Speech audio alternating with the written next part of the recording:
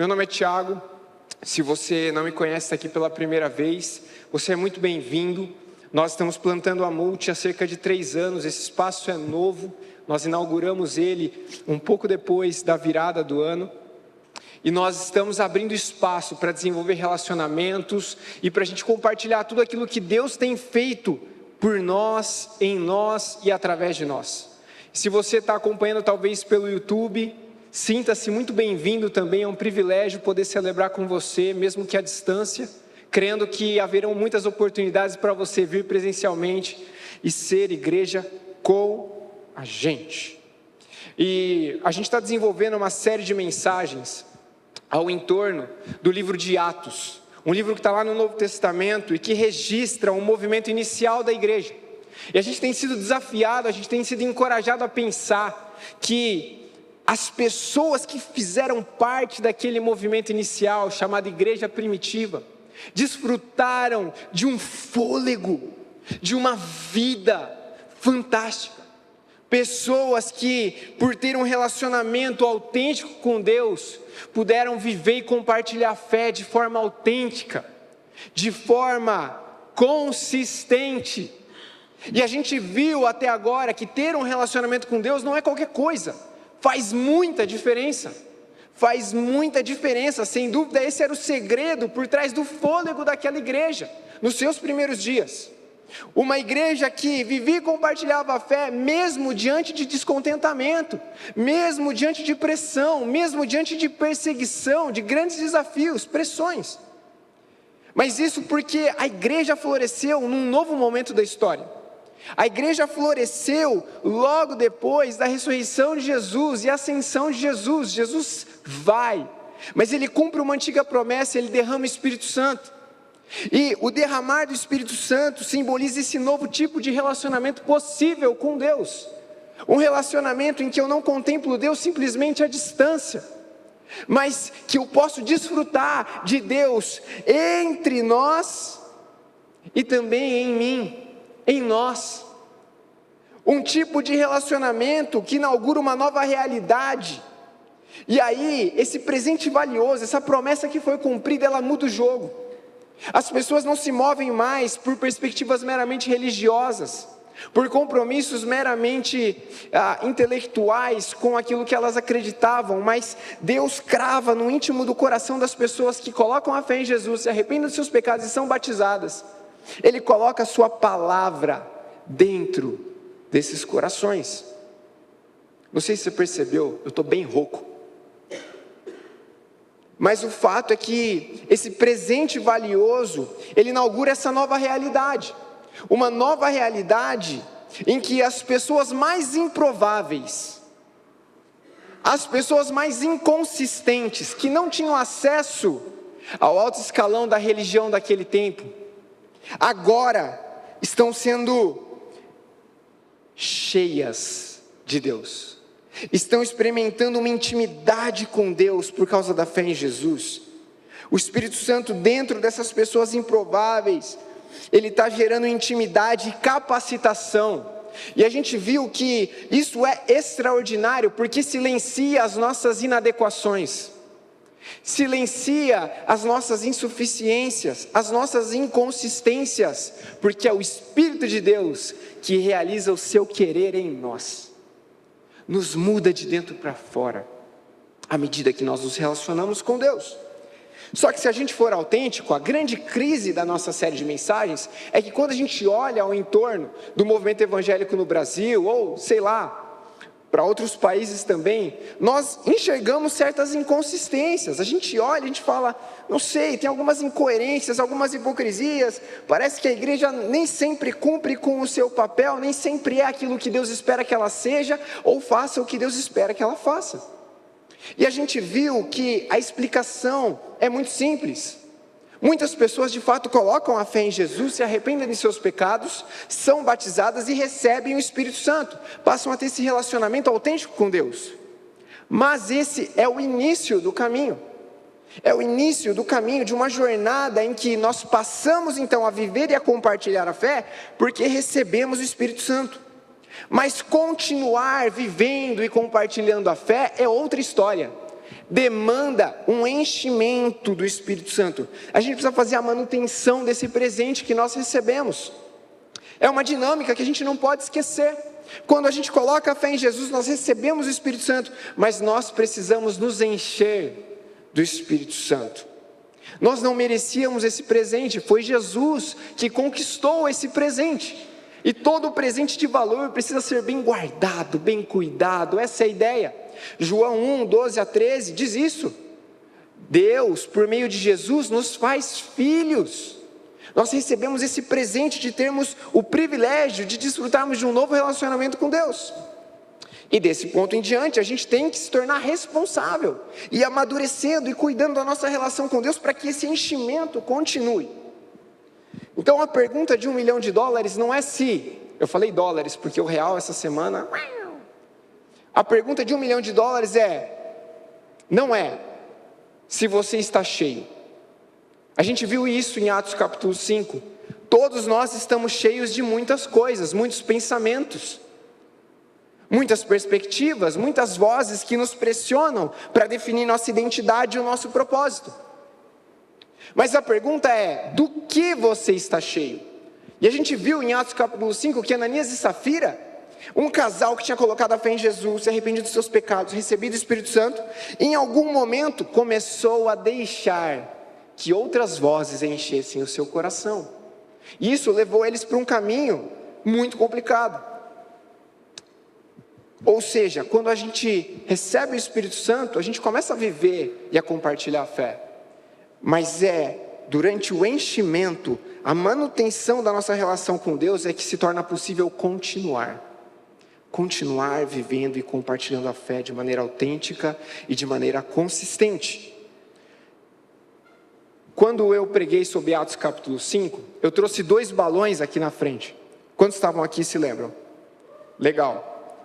Eu trouxe 2 balões, o João segurou os 2 balões aqui para mim, e os 2 balões estavam cheios, eles eram iguais, certo? Eu soltei um dos balões, e um dos balões caiu, porque dentro dele tinha só ar. Mas o outro balão, quando o João soltou, ele flutuou, ele subiu. Inclusive ele está lá em cima até hoje. Dá uma olhadinha na nossa ilustração lá. Está preso lá no teto. Isso é muito interessante. Eu queria abrir a nossa reflexão hoje, trazendo uma ênfase para essa dinâmica. Estar cheio do Espírito é o que te possibilita continuar vivendo e compartilhando a fé, sendo transformado, amadurecido. Sabe o que disseram para mim? Falaram que esse balão com hélio, ele ia durar simplesmente 3 dias. E para ironia, já se passaram 23 dias. 23 dias. Isso é muito legal. Em algum momento ele vai cair. É normal, ele vai murchar. Mas se nós dermos a carga necessária, ele volta. Isso não é lindo? Não é fantástico de pensar e de estabelecer um paralelo com a nossa vida? Com as nossas experiências nessa jornada? E é por isso que o tema da nossa série é somente pelo Espírito.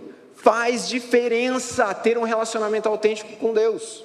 Tem que fazer diferença, tem que impactar a sua vida, tem que te dar um fôlego novo para viver de segunda a segunda, a despeito das circunstâncias mais adversas. E o texto de hoje, ele começa exatamente onde o João terminou na última mensagem. Ele começa em Atos capítulo 6, dos versículos 7 a 8. E eu quero compartilhar aqui com vocês. Olha lá comigo. A mensagem de Deus, o quê? Ih, está fraco. A mensagem de Deus continuou. Grave essa expressão. A mensagem de Deus continuou. E para quem vem acompanhando a série de mensagens, sabe que a igreja passou por alguns desafios significativos até aqui.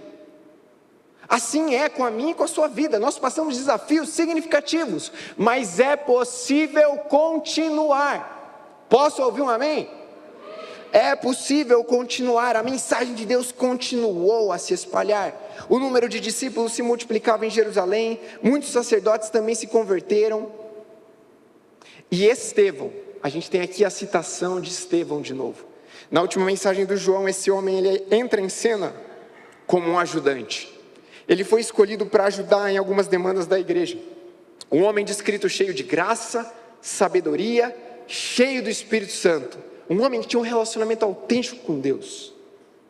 E Estevão, esse homem cheio de graça e poder, ele realizava milagres e sinais entre o povo. Sabe o que é legal? Quando a gente olha para essa descrição, um fato curioso é que Lucas, ele raramente classifica milagres, sinais e prodígios, por exemplo, dos apóstolos, dos 12. Mas quando ele fala de Estevão, ele faz questão de dizer que ele realizava grandes sinais, com grande poder, ele continuava também a compartilhar a fé em Jesus. E é legal porque em Atos capítulo 4, um pouco antes, Lucas, ele usa essas mesmas expressões para descrever, de maneira bem resumida, o movimento dos apóstolos. Eles estavam se movendo com grande graça e com grande poder. E por que isso importa? Porque Estevão não era alguém que ocupava um cargo da igreja. Estevão era um diácono. Diácono, na língua original, significa um ajudante, um servo.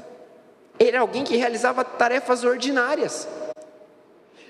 Isso é fantástico. Lucas faz questão de registrar que Estevão, o simples ajudante, ele não só realizou algumas coisas em nome de Deus, ele continuou a se mover com graça e grande poder. As pessoas admiravam Estevão, e ele não possuía um cargo na igreja, ele não era o pastor, ele não era o líder, ele era um ajudante. E eu acredito que parte da provocação que a gente precisa ter hoje, principalmente no tempo que a gente vive, nesse mercado da fé, em que a gente tende a encontrar o homem de Deus, a mulher de Deus, e terceirizar a nossa relação com Deus, nós precisamos olhar para Estevão e considerar o seguinte: viver e compartilhar a fé de maneira autêntica e consistente é um privilégio e é um chamado para o pastor. É isso? Não, é para todos que colocaram a fé em Jesus, não apenas para líderes ou pastores. É possível viver e compartilhar a fé de maneira autêntica, de maneira consistente, fora de um cargo da igreja. Oh, que bênção! Nossa, que tiozão, né? Nossa, da onde que veio isso? E é interessante porque Lucas, em Atos, ele usa um tempo verbal para descrever esse movimento de Estevão, realmente dizendo, ele continuava, ele não parava. Havia uma constância. Opa! E eu preciso te preparar a partir de agora. Por quê? Esse ajudante, que era cheio de graça, sabedoria, que estava cheio do Espírito Santo, que as pessoas admiravam, ele vai do capítulo 6 para o capítulo 7, dentro desses relatos, passar por um acontecimento dramático. Isso desmonta toda a ideia da teologia da prosperidade, esse lance de barganha com Deus. Estevão é um homem cheio do Espírito Santo, com um relacionamento autêntico com Deus, mas que vai passar por uma situação dramática, fazendo inclusive a vontade de Deus. E eu preciso te preparar, porque a gente vai olhar para o assassinato de Estevão. Que domingozinho para vir na igreja, hein? A gente vai olhar para o primeiro mártir, um homem que morreu defendendo o que cria, que estava bem posicionado. E aí, diante de um texto como esse, a gente tem dois caminhos. O primeiro é o mais comum, é ler essa história dramática e ficar, e sair drenado do encontro da igreja, da celebração, pensando, nossa, ele suportou tamanho sofrimento, mas e eu na minha segunda-feira, às vezes eu tenho tantas dificuldades, inconsistências, e sair com um senso de culpa dessa celebração.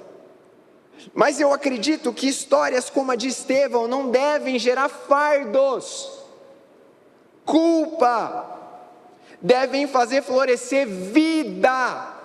Essa é toda a dinâmica dos mártires, as pessoas que morreram pela palavra, por Jesus, pela igreja. A igreja sempre floresceu por meio desses testemunhos autênticos. E eu oro para que você saia daqui cheio de vida hoje.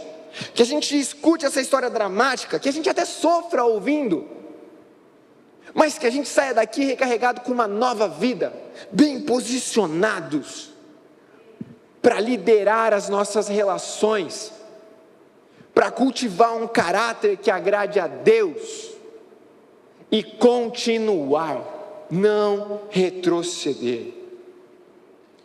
Já parou para pensar nisso? Na perspectiva bíblica, falar sobre morte não deve levar a gente a sofrimento, deve levar a gente a pensar no próprio Cristo crucificado, morto, mas que ressuscitou e que faz florescer vida, e Ele venceu não só os nossos pecados, mas a morte, e um dia a morte também não será a palavra final para as nossas vidas, para a vida daqueles que colocarem a fé em Jesus. E na nossa cultura, por vezes, a gente foge do drama. Quem gosta de assistir um filme de drama? Tem algumas pessoas, tem uns malucos, gosta de sofrer. Filme de terror.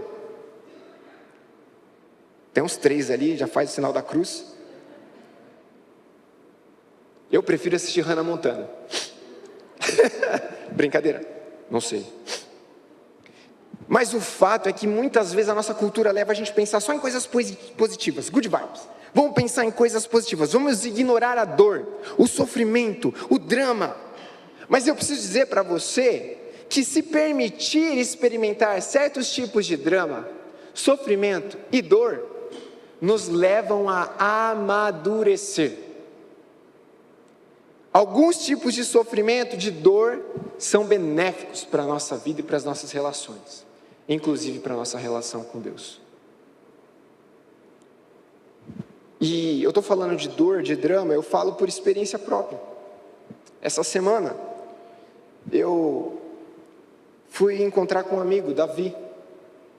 E na última celebração eu falei, e aí cara, o nosso café, a gente precisa alinhar algumas coisas. Ele falou, cara, eu só vou se for no Taquaral. E aí eu pensei, beleza, a gente toma um café e vai sentar na frente das capivaras e troca ideia. Mas para minha surpresa ele falou, não, você não está entendendo, a gente vai correr. Porque a gente vai cuidar da sua saúde, pastor. Eu me senti um pouco ofendido. Mas eu peguei, peitei e falei, não, demorou. Vamos para o Taquaral. Eu te seguirei, Davi, até os confins do Taquaral. Ele, mas você manja correr? Eu falei, mano, eu corria muito quando eu era moleque atrás de pipa. Tranquilo. Vamos. E eu confesso, enquanto a gente estava aqui conversando, o Davi falou, mano, a gente vai correr mesmo? Você tem tênis de corrida? Eu falei, não, eu tenho um Vans, cara, é suave. E ele, mano, você tem certeza? E na minha cabeça, eu imaginei, cara, eu correndo com o Davi, e uma cena maravilhosa, e a gente montou um vídeo, para compartilhar exatamente o que passou na cabeça do pastor, quando o Davi falou que a gente ia correr. Vocês querem ver o que estava na minha cabeça? A gente vai compartilhar, liberar o som também. Olha lá, hein?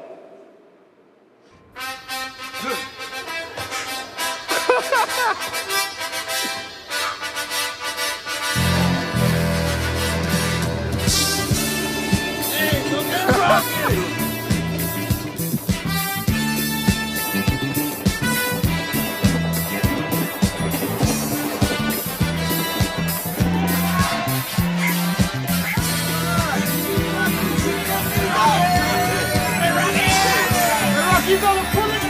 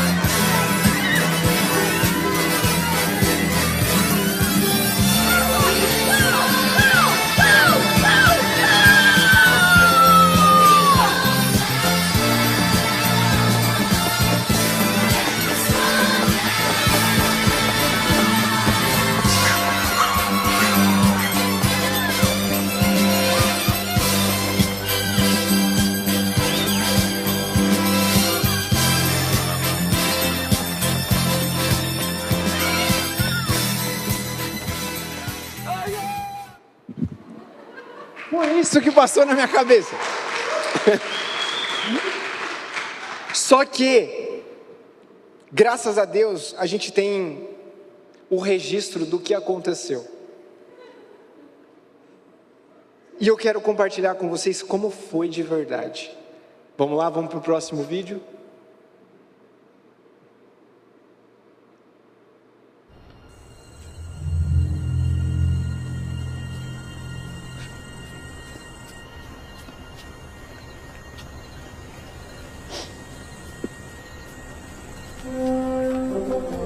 À esquerda.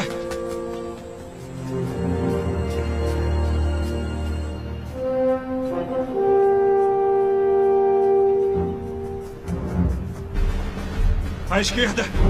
Aham, à esquerda. Beleza.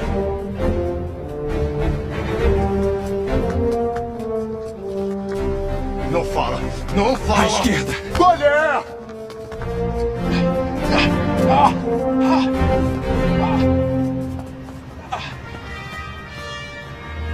Precisa de um médico?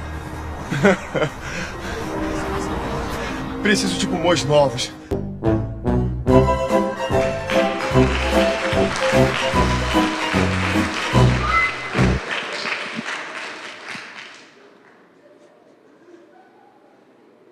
Ganhei a atenção de vocês?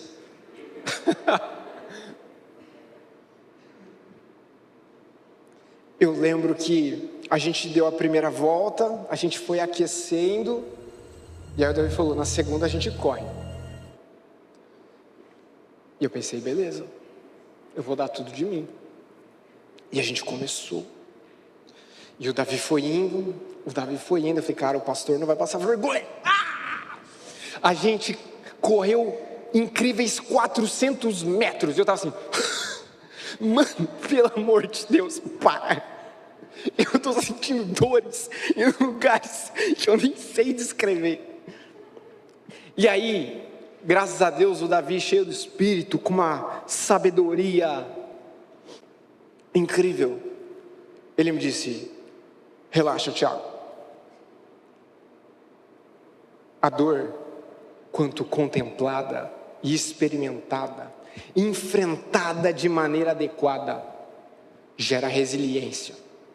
Agora foi 400 metros, depois você vai correr uns 700, depois 1 km. Eu falei, Davi, para, pelo amor de Deus. E ele começou a compartilhar aquilo que ele vinha aprendendo, desde o início da jornada dele, se exercitando. E eu ouvindo isso e pensando no texto que eu ia pregar.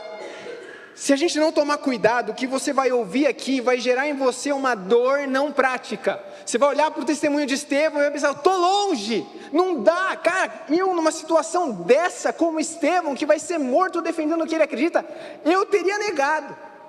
E talvez sim, dependendo do nível de maturidade, de enchimento do Espírito. Você precisa sair daqui, olhando para a história de Estevão e pensando, se essa história me fez sofrer, que seja para abrir espaço para mais maturação, para mais resiliência, porque a jornada é longa. Amém?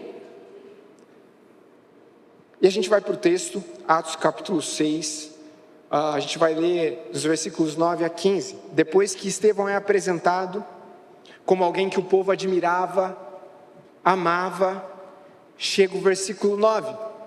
Um dia, porém, alguns homens da chamada Sinagoga dos Escravos Libertos. Você acha o nome muito estranho? O nome da sinagoga era dos Escravos Libertos. Alguns judeus que tinham passado um longo período escravizados em outras nações, voltam para Jerusalém e fundam a Sinagoga dos Escravos Libertos. Em alguma tradução aparece a Sinagoga dos Livres, dos Libertos. E esses homens religiosos começam a discutir com Estevão. Estão vendo Estevão se mover com graça, sabedoria, realizar milagres, compartilhando a fé em Jesus, e eles ficam incomodados. Só que o versículo 10 diz que nenhum deles era capaz de resistir à sabedoria e ao espírito pelo qual Estevão falava. Versículo 11 diz o seguinte: então convenceram alguns homens a mentir a respeito dele, dizendo: ouvimos Estevão blasfemar, ou seja, falar contra, falar mal, desonrar Moisés. E a expressão Moisés aqui, ela envolve muitas coisas, não é só a pessoa do Moisés, o personagem histórico, mas é toda a palavra de Deus do Antigo Testamento, as tradições daquele povo, e naquela época isso era crime, passível de apedrejamento. Eles chamam alguns homens e eles contam mentiras sobre Estevão, e com isso, no versículo 12, o povo que antes admirava Estevão, agora ele está contra Estevão. Com isso, agitaram o povo, os líderes religiosos e os mestres da lei. E Estevão foi preso e levado ao conselho dos líderes do povo. E as falsas testemunhas declararam: esse homem vive falando contra o santo templo, contra Moisés, contra a palavra de Deus. A gente ouviu ele. A gente viu o que ele fez e o que ele disse. Ele está tentando mudar, usurpar as nossas tradições. Ele está rejeitando a Deus e a Moisés. E nesse momento, todos os membros do conselho, as autoridades ali, que eram autoridades inclusive políticas daquele tempo, olham para Estevão. E eles viram que seu rosto parecia com o rosto de um anjo. Estevão, ele é um discípulo autêntico de Jesus. Ele não está acima de Jesus. Jesus também se encontrou num determinado momento lidando com acusações infundadas, sofrendo perseguição por fazer a vontade de Deus. E Estevão, ao colocar a fé em Jesus, ao se arrepender dos seus pecados e receber o Espírito Santo, está andando nos passos de Jesus, está vivendo e compartilhando a fé de maneira autêntica. E num primeiro momento a gente vê essa dinâmica em que as pessoas estão admirando Estevão, assim como Jesus nos primeiros momentos do seu ministério foi admirado por muitos.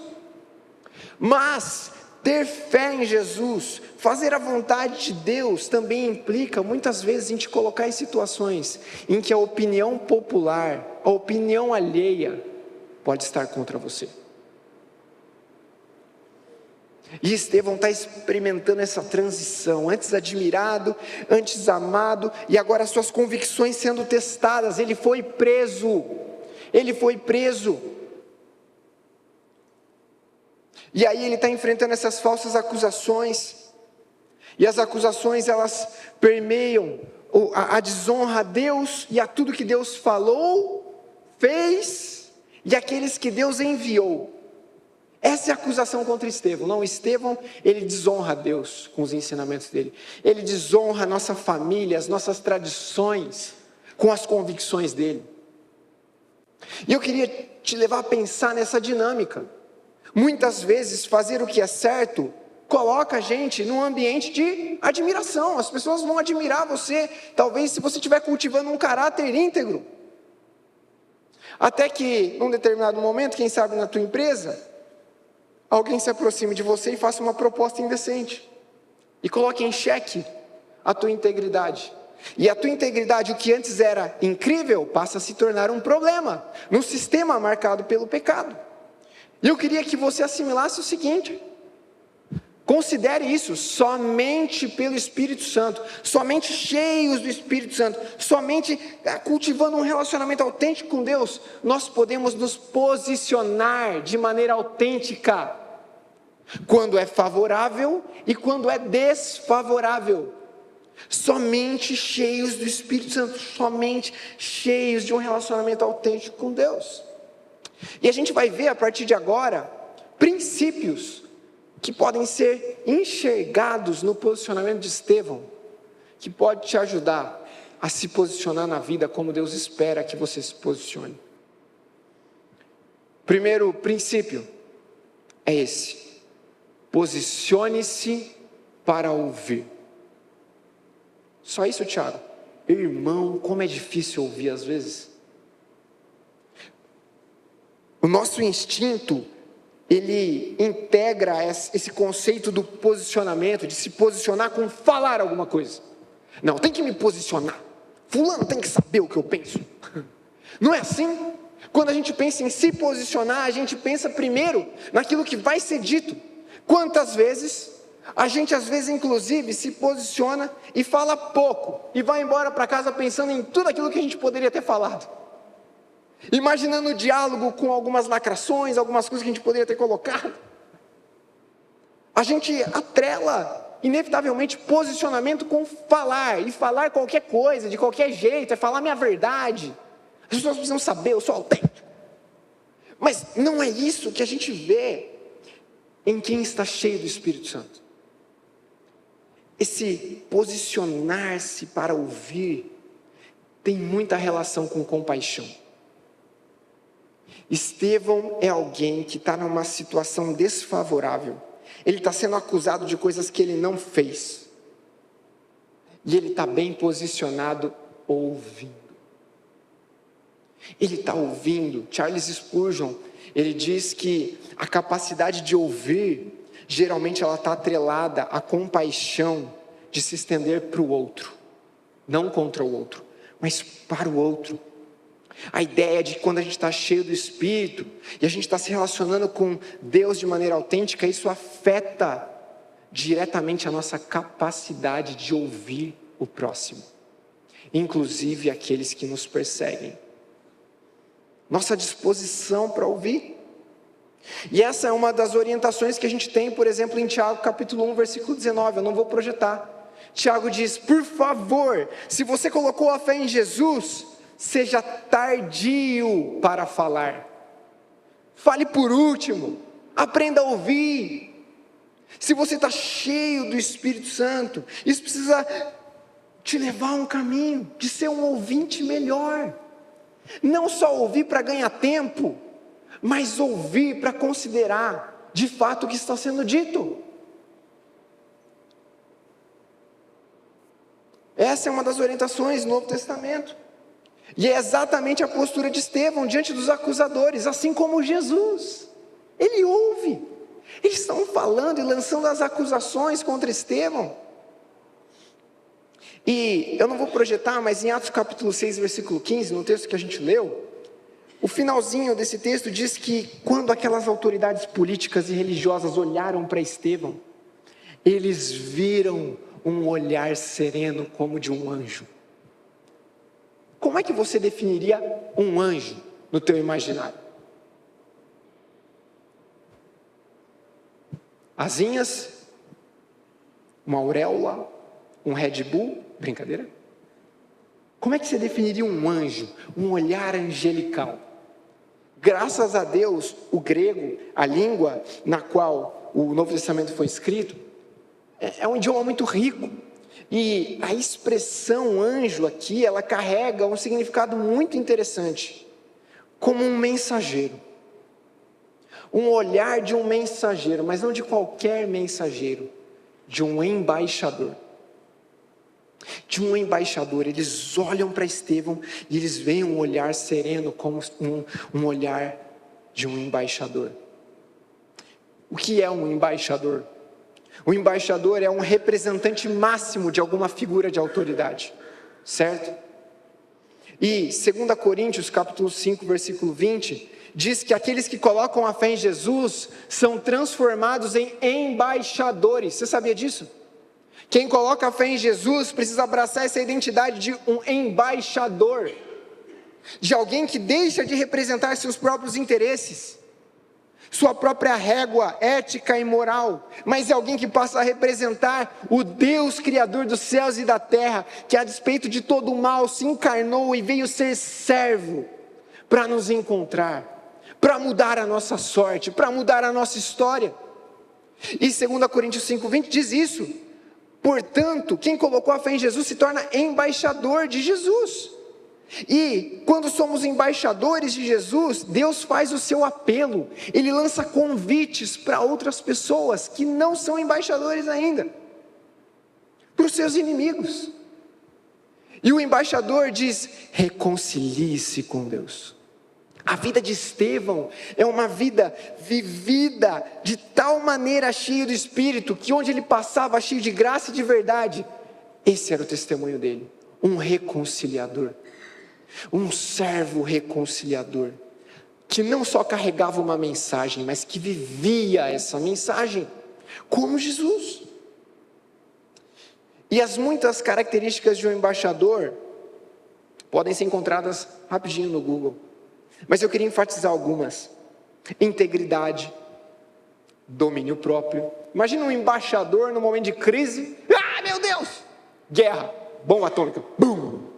Não, domínio próprio, confiança, habilidade de escutar, empatia, clareza, precisão para falar e lealdade máxima à autoridade que ele representa.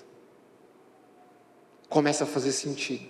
A gente está vendo alguém que tem um relacionamento com Deus, debaixo dessa perspectiva de que a vida do passado foi entregue e Jesus agora liderava a vida de Estevão.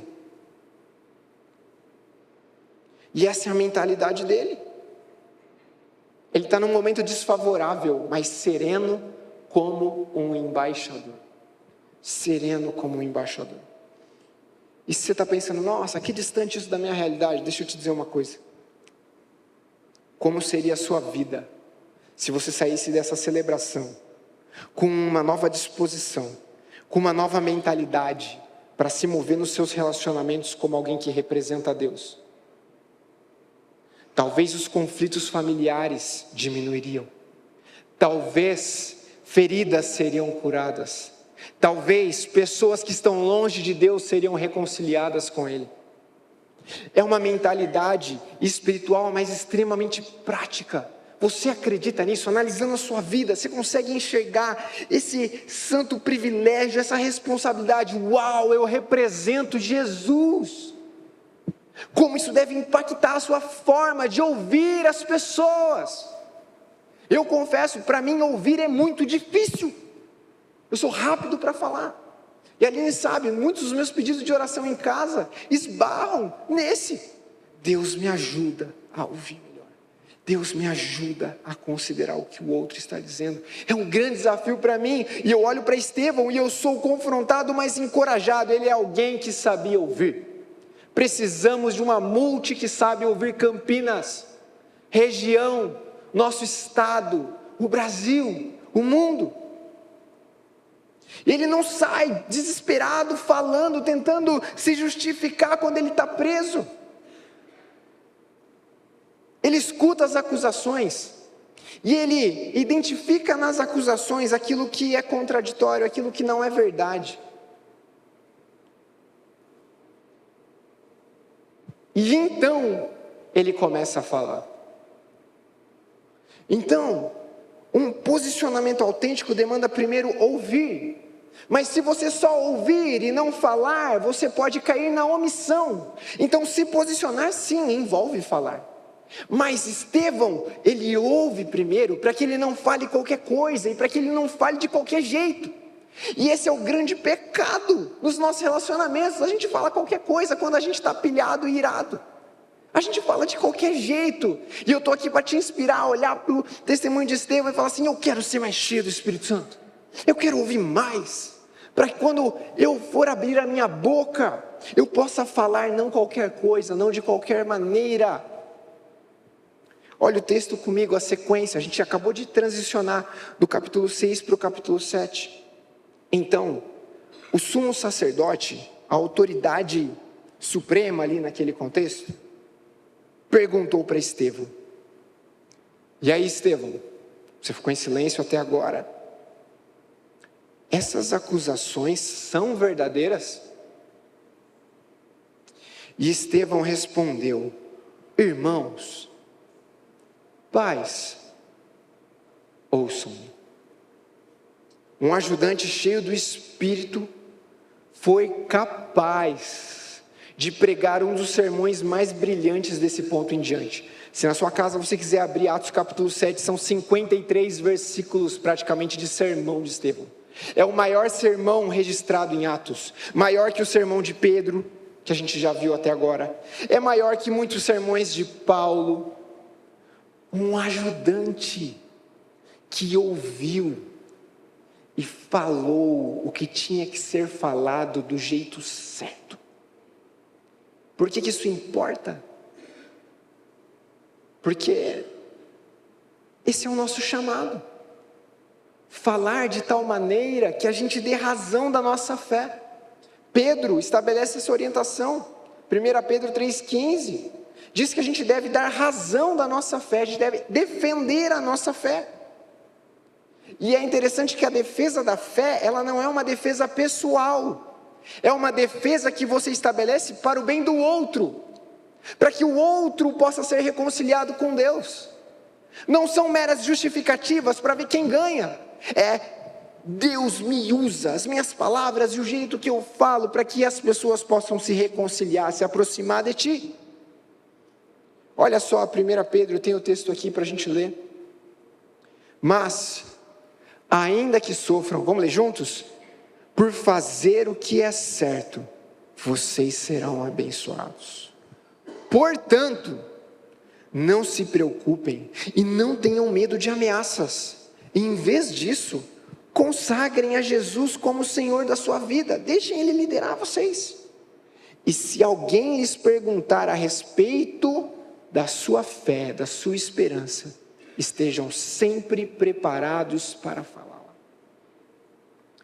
E sabe o que é interessante? Estevão, ele tinha uma questão objetiva diante dele. Ele estaria no total direito de simplesmente usar a oportunidade de fala para dizer, não, isso não é verdade. Vamos apelar para as testemunhas? Quem disse, quando, onde, eu não estou entendendo, isso não é compatível com o que eu disse, com o que eu ensino. Ele poderia ter usado a oportunidade de fala para se defender, mas ele é tardio para se defender. Ele começa a defender os outros de uma maneira muito graciosa. Ele começa a falar de tal maneira que no final do sermão as pessoas pudessem se reconciliar com Deus. Ele está agindo em defesa do outro, que o acusa, em defesa do outro, que o persegue. Isso é para bugar a nossa cabeça. Se a sua vida estivesse em jogo, quais seriam as suas primeiras palavras? E Estevão, com a oportunidade de fala, ele usa as melhores oportunidades para construir um sermão, uma reflexão que apontasse para Jesus, para que aquelas pessoas não rejeitassem a Jesus. Ele cava a oportunidade. E quantas vezes pessoas que dizem que têm fé em Jesus vivem uma vida de testemunho, de compartilhamento só quando o cenário é favorável. Quando, por exemplo, você na sua empresa faz algo certo e alguém te elogia e fala, nossa, tantas outras pessoas já se aproveitaram dessa situação e você não se aproveitou. Por quê? Aí você vai lá e compartilha sobre Jesus. Ou alguém que se aproxima e enxerga como você vive o seu casamento, ou como você cria os seus filhos, e lança a pergunta de ouro, só levanta a bola para você cortar. Nossa, mas qual é o segredo dessa família margarina? E aí você, é Jesus. Mas e quando os seus sonhos, a sua vida, os seus recursos estão em jogo? Você testemunha? Você cava a oportunidade para falar sobre Jesus? E eu não sei se você percebeu, mas a fala de Estevão, ela é firme. Ela é firme, mas ela é muito amorosa. Cheia de domínio próprio. Ele começa a fala dele chamando os acusadores de irmãos e pais. Ele não enxerga as pessoas que não têm fé em Jesus como os outros. Meus irmãos, meus pais, minha família, meu povo, minhas tradições. Existe uma compaixão, um temor, uma honra. E aí nos próximos 53 versículos, que a gente não vai ler, ele vai recapitulando toda a trajetória do seu povo. Ele não sai da equação. Ele vai falando sobre como Deus chamou Abraão lá no passado, para rejeitar algumas das tradições familiares, algumas das perspectivas religiosas de idolatria, e coloca Abraão num novo caminho. E ele vai percorrendo a história, ele passa por José, ele passa por Moisés, ele chega nos profetas, e ele vai falando, gente, é o nosso Deus, Eu não tenho outra mensagem a não ser a mensagem do nosso Deus, é o nosso Deus. O mesmo Deus que chamou Abraão e tem conduzido os nossos antepassados até aqui. E ele usa uma expressão muito linda, ele diz assim: irmãos, pais, me escutem. O Deus glorioso. O Deus glorioso, essa é uma expressão que só aparece em Salmos capítulo 29, que é um convite para honrar a Deus. Então ele está sendo acusado de desonrar a Deus. E ele cita o Salmo 29, dizendo: não, eu não estou desonrando a Deus. E ele vai construindo a sua fala, desmontando argumento por argumento das acusações, de uma maneira que ele pudesse chegar no final e fazer um apelo para aquele público. Ele vai relembrando o povo, não só quem Deus é, não só das tradições do povo, mas ele vai relembrando os pecados do seu povo.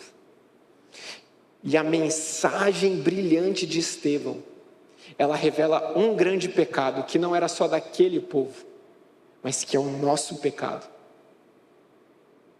É um pecado multigeracional.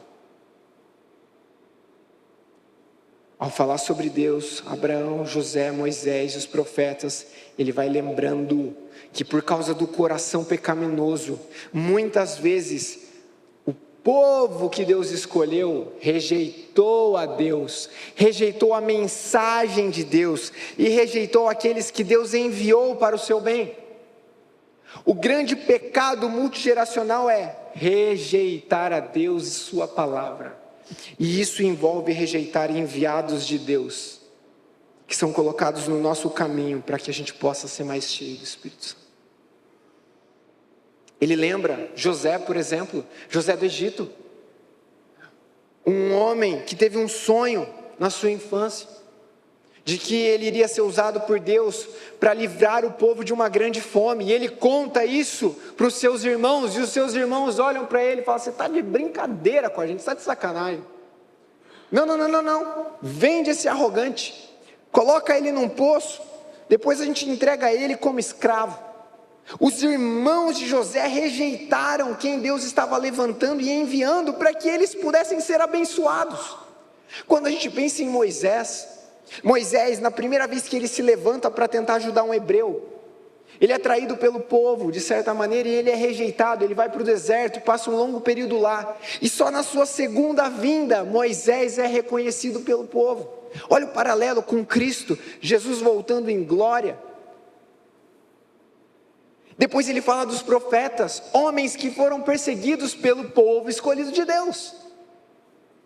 E ele vai estabelecendo esse paralelo até chegar em Jesus e dizer: vocês estão rejeitando Jesus. Vocês rejeitaram a Deus, o que Deus disse, o que Deus fez, muitas vezes. Esse é o nosso passado como povo de Israel. E isso coloca um terceiro princípio em jogo. Posicione-se para confrontar e romper com o pecado. O nosso objetivo não é romper uns com os outros, é romper com o pecado. E esse é um grande desafio quando a gente fala de pecados, por exemplo, que estão sendo praticados e perpetuados há muito tempo nas nossas casas e famílias, que deixaram de ser pecado e de repente se transformaram em tradição. Atos 7:51 mostra o apelo de Estevão. Olha o apelo que ele fez. Povo teimoso, vocês têm o coração incircuncidado. O que isso significa? Vocês são fake. Por fora vocês parecem religiosos, espirituais, mas é o coração de vocês que precisa de transformação, porque vocês continuam rejeitando a Deus e a Jesus, e a vontade de Deus. Vocês são surdos para a verdade. Vocês vão resistir até quando ao Espírito Santo? Resistir a Deus e a Jesus, trilhar a nossa vida de acordo com as nossas próprias vontades, sermos representantes de nós mesmos, significa em última instância se posicionar a favor de nós e contra Deus. E esse não é um caminho que leva para a bênção. Tem uma citação muito incrível de Jonathan Edwards. Olha só que interessante. A depravação herdada, não é maldição herdada. Depravação herdada. E os pecados dos pais, talvez dos seus parentes, não podem determinar o destino eterno dos seus filhos. Contudo, é inegável que quando nós olhamos para o passado da nossa família, para o passado do nosso povo, nós não enxerguemos perfeição. Nós vemos marcas, pecados, rejeição. E os pecados dos pais geralmente afetam os seus filhos. Os pecados dos avós têm um desdobramento talvez sobre os seus netos. Já parou para pensar nisso? E essa é a má notícia do sermão de Estevão.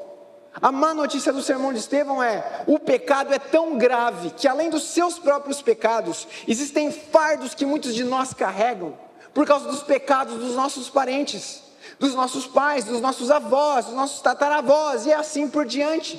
O pecado vira uma bola de neve que vai corrompendo e adoecendo a nossa vida, a nossa família. Só que a boa notícia, ela é personalizada no próprio Estevão. Estevão faz parte daquele povo que carregava a mesma herança, os mesmos pecados, mas ele é alguém que pela graça de Jesus experimentou um poder para se posicionar e dizer: daqui para lá não. Não, os meus antepassados rejeitaram a Deus, mas desse ponto em diante, uma nova história. Não, os meus antepassados cometiam adultério como se fosse, sei lá, ir ao shopping, uma coisa banal, mas desse ponto em diante, como representante de Jesus, eu não vou rejeitar a Deus e a sua vontade, eu serei abençoado, minha casa será abençoada, e nova vida florescerá. A boa notícia é essa: se por um lado o pecado é grande, o poder de Jesus naquela cruz é maior. Você acredita nisso? Em muitos aconselhamentos, eu escuto coisas do tipo, às vezes: mas é que você não conhece minha casa, minha família, é difícil mesmo. Você crê que de você em diante algo pode mudar? Que se você se posicionar cheio do Espírito, se você entregar sua vida para Jesus, e consagrar a tua existência a Deus, as próximas gerações terão um legado para contar, e não um testemunho. E eu pensei em como encerrar esse sermão, procurei citações, olhei muitas coisas, pensei em ilustrações, mas eu quero terminar com um testemunho. Eu queria apresentar para você esse homem, Júlio Pedro. Quem conhece? Foto em preto e branco. Júlio Pedro, um homem religioso, um homem que tinha uma série de convicções. Ele se dizia católico, mas um homem que carregava um rancor no coração, que se movia não por graça e por verdade, mas por fúria. Ele odiava um certo grupo de pessoas, os crentes. Ele odiava os crentes, os protestantes, como ele chamava. E esse homem, ele teve uma ideia, ele reuniu seus amigos no final do século XIX e falou: chega, está surgindo muita igreja, vamos acabar com isso, antes que surja a igreja da parede preta. Não foi isso que ele falou, mas vamos acabar com isso. E eles vão em busca de tochas, eles arrumam tochas, pegam umas toras, e eles procuram, identificam uma igreja como alvo, e eles vão se aproximando decididos: nós vamos incendiar a igreja, Fala baixo para os vizinhos não assustar. Nós vamos incendiar a igreja e a gente vai bater nesses crentes. Um pau. E aí, eles estão chegando cada vez mais próximos da igreja e eles escutam de longe: Castelo Forte. Nossa, eu estou rouco demais. Castelo Forte é o nosso Deus. Um hino antigo que fala sobre Deus ser o nosso protetor. E aquilo já impacta o coração desse Júlio e dos seus amigos. E aí o que ele faz? Ele entra, fala: eu vou lá dentro pelo menos para ver o que está acontecendo. Ele senta, ele é bem-vindo. Um time da área de conexão recebe o seu Júlio, trata ele com compaixão. Você acha que eles não perceberam que o cara tinha uma tocha e um pedaço de pau na mão? Mas eles trataram ele com compaixão. Ele se assentou, os amigos ficaram do lado de fora, ninguém teve coragem para entrar, e ele escutou o sermão. Ele saiu no final da celebração e falou para os amigos: esquece isso aí de queimar, de bater, acho que a gente foi meio longe demais. Volta para casa e começa a sentir um desejo profundo de ler a Bíblia. Você crê que isso ainda é possível no nosso meio? E aí o Júlio começa a se posicionar, uma nova postura, começa a andar um pouco mais como embaixador, às vezes lutando com o temperamento dele, às vezes lutando com as tentações dele, mas ele se posiciona. Ele se posiciona. Eu quero te mostrar esse outro testemunho. Esse é o senhor José. Ele cresceu em Juiz de Fora. Cresceu literalmente num terreno de Umbanda, num terreiro de Umbanda. A mãe dele era dona daquela área. E ele cresceu frequentando o terreiro de Umbanda. Um senso de insuficiência, uma busca por significado, por propósito, levou ele a procurar a igreja católica. E ele vai até a igreja católica, e ele descobre que haveriam aulas para estudar a Bíblia, e ele faz a matrícula. Para surpresa dele, ele é negado. Ele é rejeitado, e ele vai embora, frustrado, e segue a jornada dele com esse senso de insuficiência, crendo que havia algo faltando na experiência de vida dele. Até que aos 18 anos, ele visita uma igreja batista. Só que era uma noite diferente. Ele chega na igreja, e tinha uma equipe mirim conduzindo o louvor, era criança. O ministro não era o Lucas Paz, era uma criança de 8 anos. Uma criança que tocava um pianinho e falava versículos e declarava a palavra de Deus, bem posicionada, do jeitinho dela. E no final, essa criança, cheia do Espírito, faz um apelo e pergunta: alguém aqui não entregou a vida para Jesus ainda? Meu Deus do céu! O senhor José escuta isso e fala: é comigo que ele está falando. Eu encontrei o que faltava. E ele se rende a Jesus. Ele entrega a vida dele a Deus. E ele começa uma jornada cheia de vícios, cheia de pecados escondidos. E aí ele encontra um grupo de pessoas que acolhe ele. Ele começa a se posicionar. Ele escorrega muitas vezes. Ele vai parar no seminário em São Paulo para estudar teologia, estudar a Bíblia, para ensinar a Bíblia. Depois ele é estabelecido como missionário em Cáceres. Ele vai desbravar clareiras, procurar povos em regiões remotas, para compartilhar sobre o amor de Jesus. Ele se casa. No meio de todo esse processo, ele se desvia por 20 anos, ele comete adultério, ele abandona a casa, a família e vai embora. E depois de 20 anos, ele relata que ele reencontrou o primeiro amor.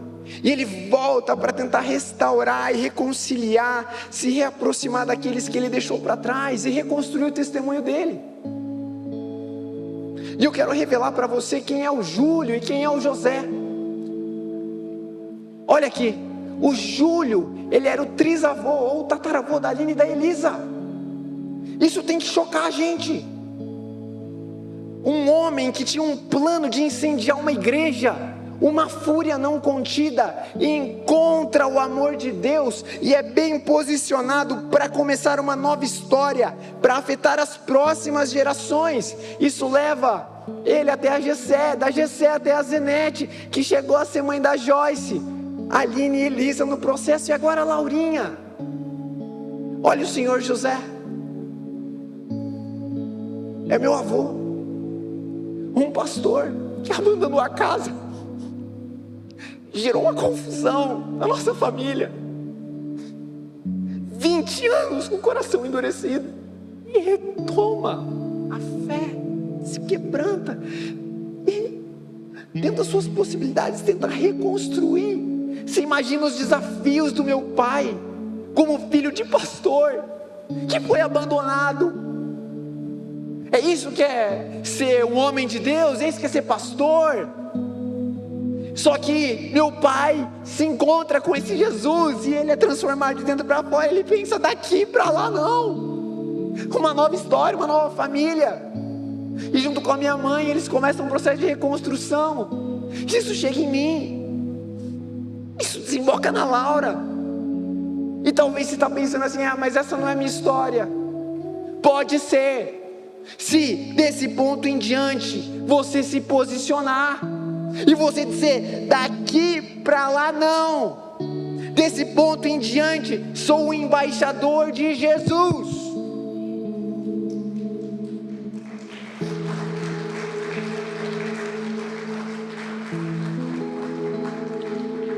Muitos reproduzem pecados dos seus avós, dos seus pais. Muitos carregam fardos, culpas. Mas a boa notícia é que Jesus nos chama para romper esses ciclos pecaminosos, para lançar esses fardos e essas culpas sobre Ele. Cada geração tem a oportunidade de romper com o pecado e aperfeiçoar a história da sua descendência. Quando a gente olha para a história do povo de Israel, cada geração era uma loucura.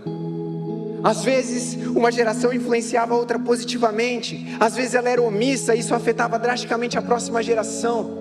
O pecado do povo de Israel era esse: eles rejeitavam a Deus, eles se acostumavam com Deus, com a palavra de Deus, com as bênçãos de Deus, e começavam a se representar. Não, a gente não é o povo de Israel, o povo de Deus. Nós somos, fazemos o que bem passar pela nossa cabeça, do nosso jeito. Você precisa sair daqui cheio de esperança e falar assim, olha, minha vida, meus filhos, meus netos, meus bisnetos poderão experimentar algo novo se eu viver e compartilhar a minha fé em Jesus de maneira autêntica. Eu quero te mostrar a sequência do texto para a gente ir terminando. Os líderes judeus se enfureceram com a pregação de Estevão. Eles rangeram os dentes contra ele. Mas Estevão, cheio do Espírito Santo, olhou firmemente para o céu e viu a glória de Deus, e viu Jesus em pé. Fala comigo, Jesus em pé. Ele viu Jesus em pé, no lugar de honra à direita de Deus. Olhem, disse ele, vejo os céus abertos e o Filho do Homem em pé num lugar de honra, à direita de Deus. Eles taparam os seus ouvidos e aos gritos lançaram-se contra ele. Uma cena de um monte de criança pegando pedra e pau para ir para cima de Estevão, continuando o ciclo de perversidade, de rejeição. Seus acusadores tiraram os mantos, as roupas religiosas para não sujar. Deixaram aos pés de um jovem chamado Saulo, que depois seria o apóstolo Paulo. E enquanto atiravam as pedras, Estevão orou: Jesus, recebe o meu espírito. Então caiu de joelhos e gritou: Senhor, não os culpes por esse pecado. Te lembra alguém? Jesus naquela cruz, crucificado, sofrendo e orando ao Deus: Pai, perdoa-lhes, porque não sabem o que fazem. Isso leva a gente para o quarto princípio. Posicione-se, porque Jesus já se posicionou por você. Muitas vezes, A gente olha para a igreja de Atos e pensa como eles foram capazes de viver e compartilhar a fé, de cultivar esse estilo de vida extraordinário, mesmo diante de tanta pressão, decepção, frustração. Eles não tiraram os olhos de Jesus. Se Jesus permaneceu bem posicionado até o fim, eis o nosso exemplo. E sabe, esse quarto princípio poderia ser traduzido como: posicione-se até o fim. Se você descobrir qual é a vontade de Deus, se você se entregou a Jesus, seja alguém bem posicionado até o fim. Muitas aplicações desse texto levam a gente a pensar em coisas do tipo: será que eu morreria por Jesus? Porque Estevão morreu, será que essa é a aplicação? Talvez em parte, mas eu queria propor uma outra reflexão que antecede essa. Você está vivendo por Jesus? Porque imaginar se nós faríamos aquilo que há de mais difícil, entregarmos a nossa própria vida por amor a Cristo e à vontade de Deus, só pode ser uma realidade se antes nós tivermos vivido por Jesus. Nós precisamos desejar e orar: Deus nos ajude a viver por Jesus. Estevão não é alguém que do nada chegou ali e fez essa loucura, se posicionando até o final. É alguém que estava servindo as mesas, que chegava mais cedo nas celebrações, cuidava de quem precisava, levava a cesta básica, aconselhava. Era alguém que vivia intensamente e consistentemente por Jesus. Você ama Jesus mais que as suas tradições? Você ama Jesus mais que os seus antepassados e as suas famílias? Você ama Jesus mais que os seus projetos e carreiras? Você ama Jesus como o ser mais belo e importante do universo, que tem algo a dizer sobre a sua identidade e o seu propósito? Eu queria que a gente se colocasse em pé.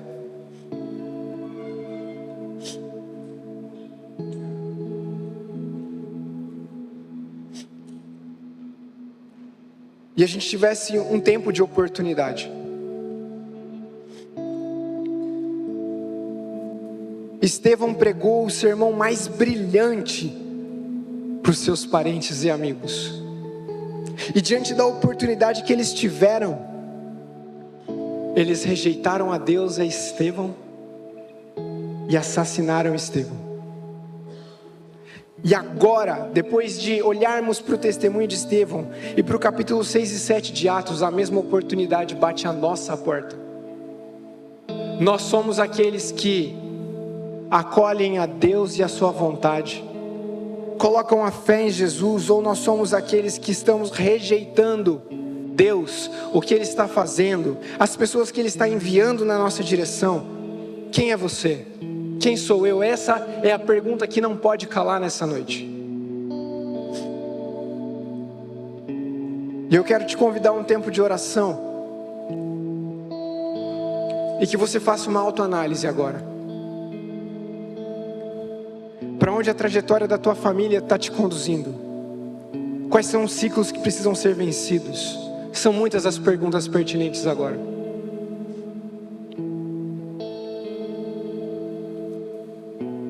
A primeira pergunta pertinente é uma oportunidade para aqueles que ainda não colocaram a fé em Jesus, mas que precisam se render hoje, precisam colocar a fé em Jesus hoje, e deixar de rejeitar Jesus hoje.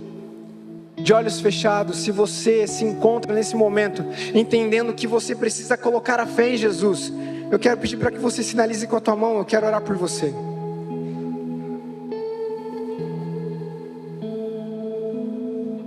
Espírito Santo, nós clamamos pelas decisões que o Senhor pode gerar, para que uma nova história possa fluir a partir dessas decisões, uma nova trajetória de vida, uma nova trajetória familiar, no nome de Jesus.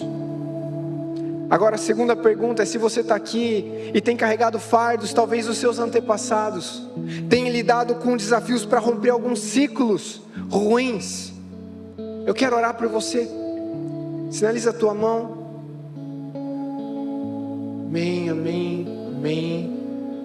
Deus, nos dê força para sermos embaixadores, para representarmos a Deus e nos posicionarmos até o fim para o nosso bem, para a tua glória e para o bem daqueles que contemplam a nossa vida, o nosso estilo de vida e as nossas decisões.